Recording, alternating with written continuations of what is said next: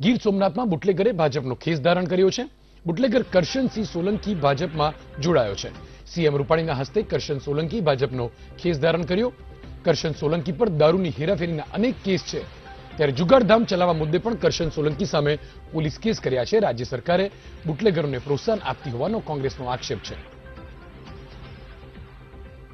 તો કરશન સોલંકી દારૂનો હેરાફેરી કરનાર એક વ્યક્તિ હવે ભારતીય જનતા પાર્ટીમાં જોડાયો છે. મુખ્યમંત્રીએ તેને ખેસ પહેરાવી ભાજપમાં તેનું સ્વાગત કર્યું છે. જુગારધામ ચલાવતા મુદ્દે પણ કરશન સોલંકી સામે પોલીસ કેસ થયેલા છે. સંવાદદાતા શૈલેષ નાગેરા ફોન લાઈન પર છે. શૈલેષ, એક બુટલેગર ભારતીય જનતા પાર્ટીમાં જોડાય છે અને મુખ્યમંત્રી તેને ખેસ પહેરાવીને સ્વાગત કરે છે. શું છે આ પક્ષની વિચારધારા અને હવે જનતા શું સંદેશો લે આનાથી?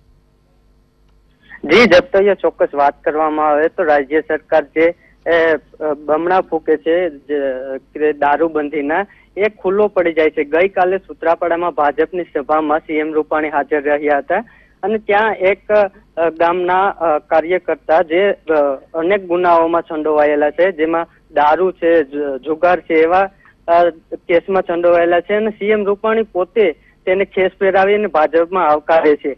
આ તરફથી ચોક્કસથી લાગી રહ્યું છે કે ક્યાંક રાજ્ય સરકાર પણ આવી પ્રવૃત્તિઓને સાથ સહકાર આપીને આગળ ચલાવતી હોય એવું લાગે છે.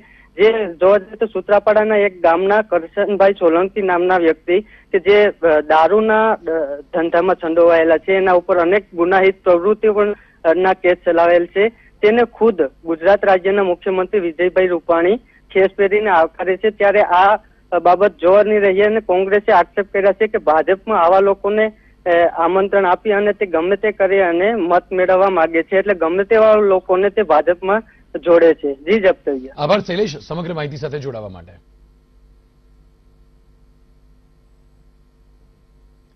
તો ગીર સોમનાથમાં બનાવ છે જ્યાં મુખ્યમંત્રી વિજય રૂપાણીએ દારૂના વેપારીને ભાજપનો ખેસ પહેરાવી સ્વાગત કર્યું છે.